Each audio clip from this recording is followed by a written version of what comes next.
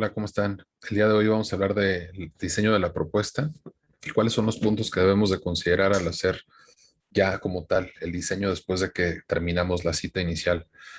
Para esto vamos a recapitular cuáles son los datos que debiste de haber recabado en la cita inicial.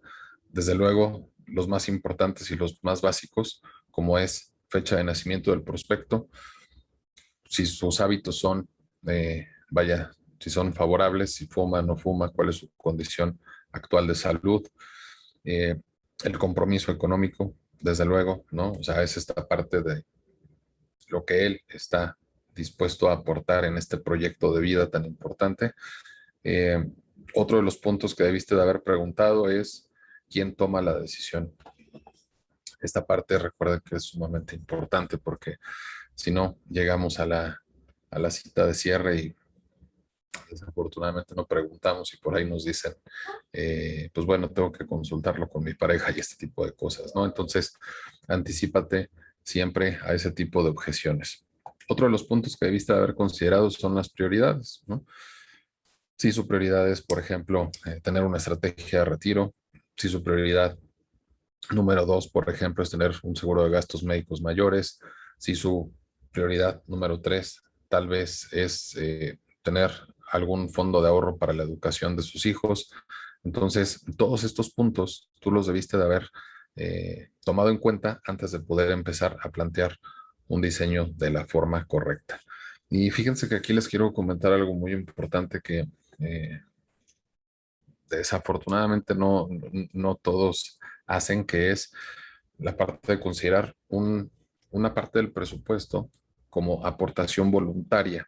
Es decir, si un prospecto te dice que puede ahorrar, por ejemplo, en una póliza 50,000 pesos al año, ¿no? Considera siempre el hecho de que una parte porcentual esté destinada a lo que le llaman aportación voluntaria en efectivo, ¿no? O aportaciones adicionales, que son estos montos que pueden llegar a cubrir incluso el monto de la prima en caso de que el cliente tenga un problema de flujo de efectivo, ¿no?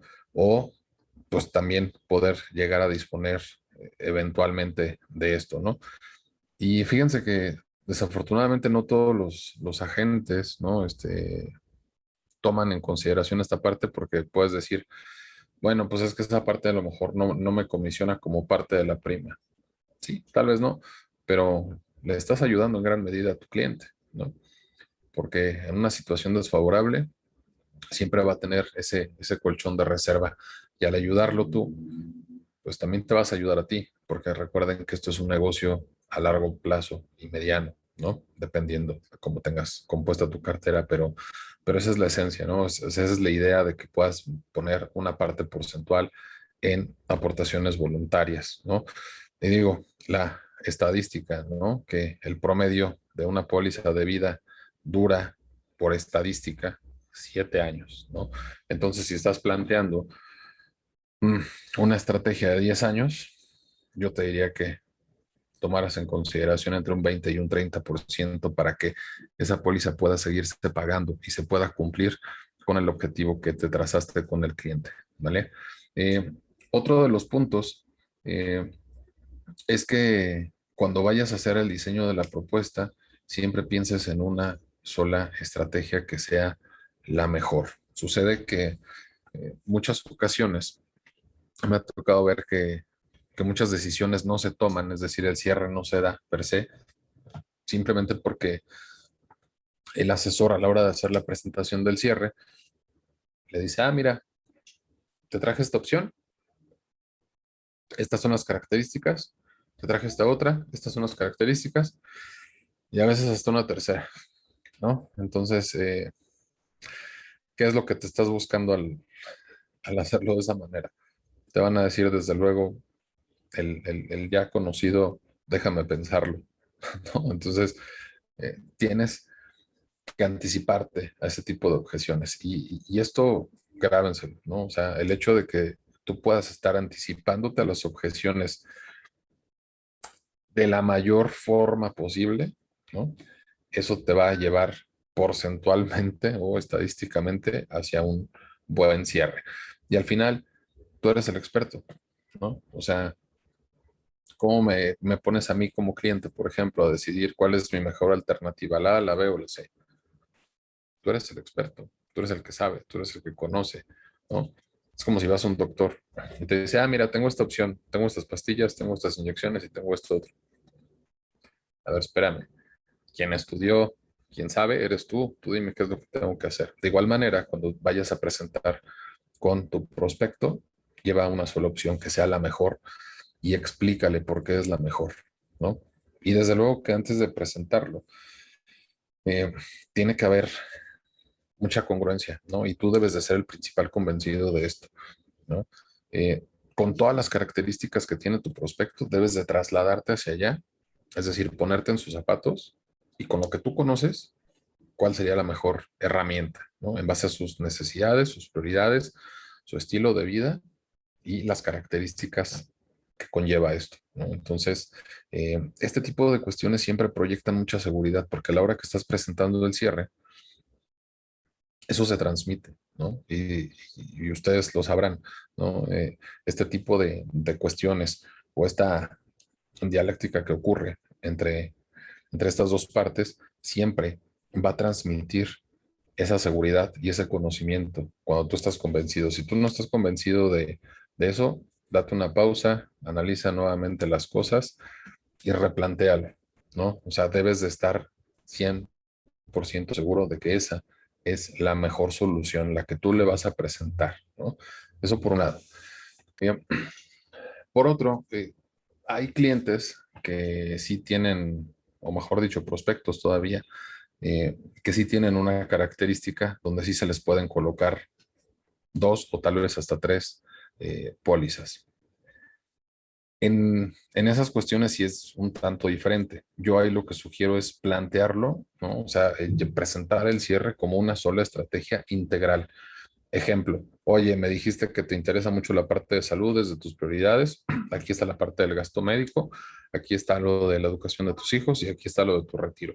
Con este presupuesto que me diste, te alcanza perfectamente para los tres y vas a lograr esto a través del paso del tiempo, ¿sale? Presentarlo como uno solo, no, no separados, ojo, no separados o no ponerle a seleccionar cuál quieres, el A, el B o el C. Solamente con los clientes que dé el presupuesto y las características, sí se podría llegar a dar ese caso de que presentes como una sola estrategia global y le digas, por supuesto, y es una realidad, que es algo, es un trabajo personalizado, ¿vale?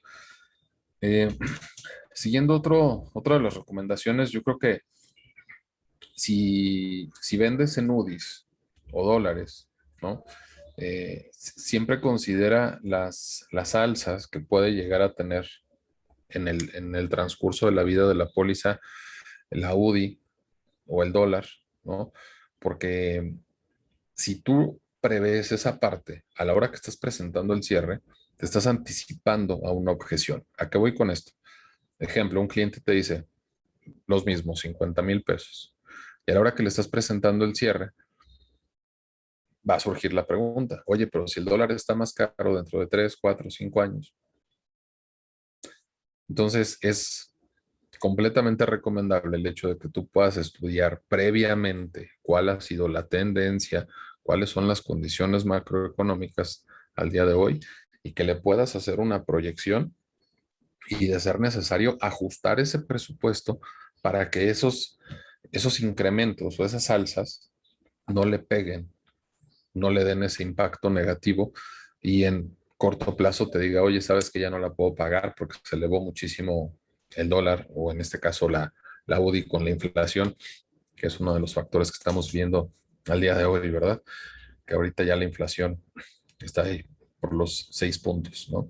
Entonces, todo ese tipo de cosas, si tú te puedes anticipar y jugar con esa parte presupuestal, le vas a dar muchísima más certidumbre, porque uno de los motivos por los cuales no se puede dar un cierre, tal vez, es el hecho de la incertidumbre, ¿no? De qué va a pasar, si el día de mañana no me va a alcanzar para pagar mi póliza, entonces anticípate, ¿no? O sea, dile, ok, ejemplo, de los 50 vamos a recortar un poquito ahora de la base, que es de la prima.